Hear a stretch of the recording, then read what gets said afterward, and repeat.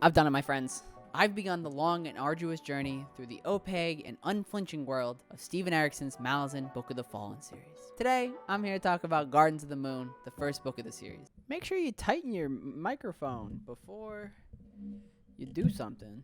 I'm not really sure how to start talking about this book, because in the fantasy circles, this series seems like such a Mount Everest, and I'm barely in the altitude training, but I'm gonna give him my best. For those that don't know, Malazan Book of the Fallen is a series that started as one-on-one D&D-esque campaigns between Stephen Erikson and his roommate at the time. That's another name you're gonna see on these books often in this series is Ian C. Esselman. They used a system called GURPS, and a lot of the history of the old guard of characters from Malazan that we see here, a lot of their stories were played out in those campaigns. All their glories and tragic failures, legendary tales, and moments of infamy that are mentioned and echoed throughout the book were at times decided by a single nat 20 or nat 1 roll.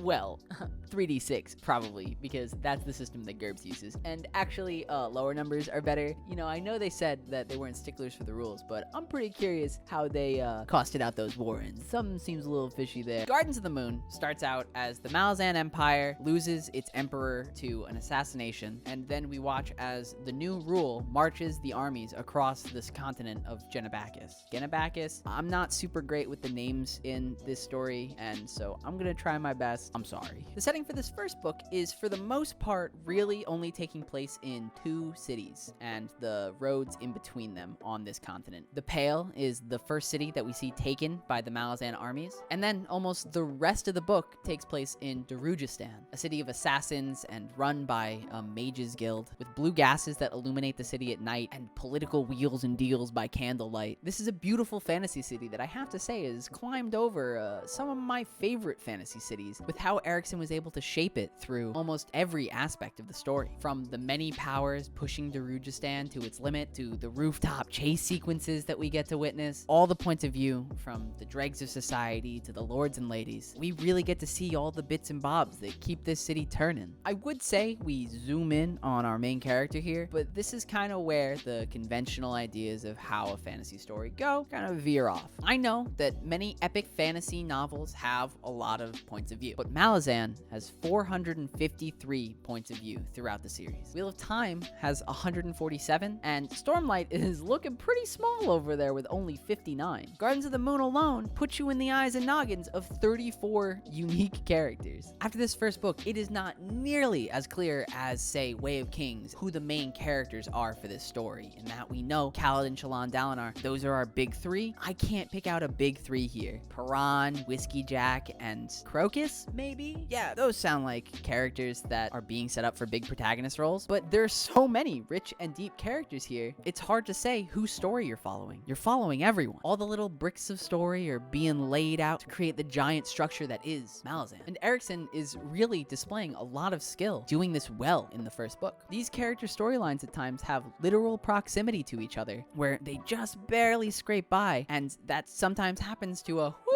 moment or to a really frustrating moment, because you know that one of them could solve the other one's problem so easy if they just kind of crashed into each other. But I'm saying all this to set up that a super vague, I suppose, summary of this story is a great political military battle going on, being waged on a few fronts with varying interests, and we get to see these struggles from all sides. All of the little mechanisms that make the Malazan Book of the Fallen series. Erikson is doing a lot of work in this novel, even more than most people are probably going to realize on their first read-through. Every epigraph, every reading of a dragon deck, every vision, all the poems, they're setting up not only the world, but at times telling you what is literally about to happen. He's transitioning between scenes that are mirroring themes and events beautifully. He talks about the histories from different points of view, giving you a more holistic outlook on what has happened in the past, to paint this world as a mesh of opinions and politics that you need all of them to really get the full image of. Stephen Erikson is one of the strongest bricklayers in modern fantasy. And not only is he laying these big bricks to lay out this world for us, he's also using tinier bricks that he's putting on to build out these characters. He's playing with themes of innocence and identity and how your actions shape who you are and who you'll become. All this is played out so well in this story and through so many lenses. We're seeing the lens of innocence through Sari, through Crocus, and we're seeing identity get explored through Crocus and Cole and Lorne and Perron and so many other characters. What do their actions make them? What are they going to do with what they're given? These worries and questions are echoed throughout the whole story, and I think these are really good themes to play with in a first book of this epic of a fantasy. When these kind of identity issues are your conflict, they really get to the core of a character quickly, and I think that this will allow readers in future books to easier tell when something is in character or out of character for someone, so you can kind of play with scenes when someone might not be acting how they should be, and a reader can pick up on that way easier because we are so enmeshed in these characters and how they think and what makes them them. It's just another thing that Erikson's laying bricks for. He's not building a house, he's building a whole little cul-de-sac, but it's truly amazing to watch a master at his craft be given free reign to do what he wants. Okay, now that I've made it clear that I really did love this book and respect the writing craft that Erikson is able to display here, I'm gonna start complaining about some things. I got some issues. Let's do it. People will say, oh, Stephen doesn't hold your hand. It's, it's not for everyone. It's the pinnacle of show don't tell.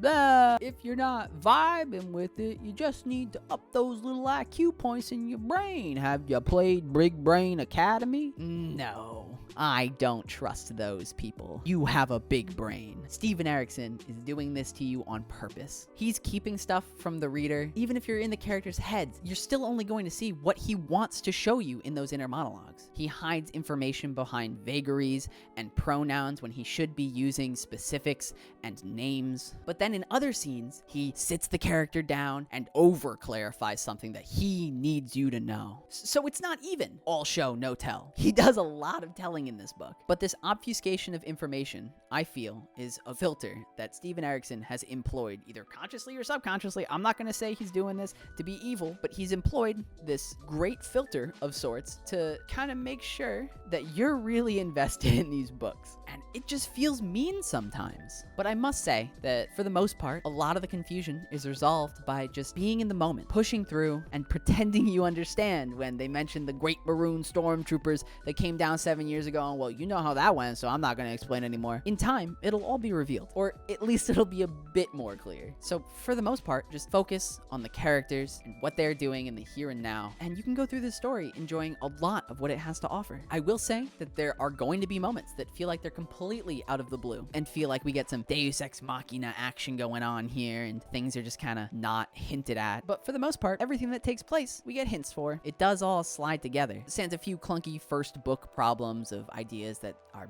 gonna get dropped, like the bone phone. But otherwise, it's all there. Mr. Malazan just wants to make it a bit harder to find. That doesn't make you stupid, or that you just can't get Malazan. I think this book, when you're not reading it for YouTube, I'm gonna be honest, I had notes, I had guides, I wanted to make sure I really understood what was going on here, and I didn't have to look to those a lot, but I still had to, and I don't think you have to if you're just reading this for enjoyment. You can just be with these characters and really enjoy their story, but it still will probably require all of your brain power when you're reading it. I normally read a couple of books at a time, and I just had to put everything aside to get through this book. I'm gonna give it all 7 of my Warrens. I've kind of transitioned how I want to do series, as I've kind of mentioned in the last Cradle review that I did. The first book of the series, I'm going to do this more spoiler-free review like I've done here, but then for the rest of the series, I'm gonna do way more spoilers. I always want to give, for the first book of a series, to get new readers for these stories, I want to give them as spoiler-free of a review as I can. But I do have a lot of things that I want to say about some specifics for this book, so we're gonna run through them rapid fast, some of my key thoughts that I had. We'll do it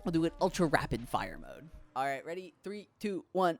Overall, I really loved the adjunct Lauren's story here. I think it took until about partway through that I realized that we were really going to be going through her struggles and kind of see that she was going to get a full narrative arc start to finish in this book, ultimately ending with her getting stabbed by those people in the middle of that alleyway in the dank town. And I didn't realize that she was kind of the main character of this story. Like, this is Lauren's story first and foremost. There are many other character arcs here that are getting set up, but these are like long run character arcs, and Lauren's was kind of set to be in this one book, and so that kind of pulls her to the forefront of a main character. But she's not going to be a main character for the rest of Malazan, so that's why I didn't mention her earlier. But Lauren's story in itself, I think, is tragically beautiful. The way she leaves this world in the dirt, as she has already sacrificed everything of her own life to be this adjunct of the Empire that already burned her family to ash. It's just heartbreaking, and I love the internal turmoil of her character throughout this whole story. And that scene confronting Tattersail at dinner, wow. There are a few scenes, like when Perron touches the blood of the Hound, where it feels like we have no concrete foundation to latch onto. Everything's really abstract here, really in the magic, really vision-y, and it's really hard to follow what's going on because of that. This is where I really had to read some scene summaries to make sure I understood what was happening so I could move on with the story. If you feel like you need to do that for a book, the author's probably not doing something right. They really just did Tattersail and Talk the Younger so dirty in this book. I was amped about these characters. I was liking where they were going, I was liking their jazz, and they just whoop right off into the abyss, off into a rowboat in the middle of the ocean. We'll view their storylines later, and that really sucks. I was really looking forward to see where they were going as characters, and now it looks like we're probably going to be delayed on those storylines that I was excited for. I love Croup. I think he's like one of the best characters, and if he's not in every book hereafter, I'm gonna be a little upset. Oh man, that walking scene when you're looking at him through Sari's eyes and he's doing his little dance and he's taking food from places, master theater. I think that there was a good avoidance of an overuse of magic or an over-exploration of the magic in this book. I think all that would have served would be to confuse readers even more. We got some good usage of it to lay the foundation, but often combat scenes were set up in such a way that the magic didn't need to be understood. Based on other elements of the world that we already better understand, we're able to tell what should and shouldn't win here. So while this magic system isn't quite hard yet, it still felt like we as readers had a pretty good understanding of what can and can't happen in any given battle scene or any given magic scene based on all of the other information that has been set up for us. I think we got a few good early rules. I think the solution was perfect for this kind of really difficult problem of how do I get through all of these characters and all of this world setup while also having a very complicated, I assume, I don't know, I don't really understand it, magic system. This idea is all well and good until Quick Ben shows up for that Jagut Tyrant and he says, "The 7 beings inside me," or whatever he says, then does a thing. You as a reader are like, whoa there, you can do that? Is that like a rare thing? Are you the only one that can do that? Did he absorb other wizards so that way he can also use their warrens on top of his own? I don't know what's going on here, and it also doesn't matter because we move right on past it, and I assume we'll get an explanation for what he meant here later on, but it just felt kind of cheap. I think the ending here is a bit underwhelming. We get a really cool Anomander Rake fight where he turns into a dragon.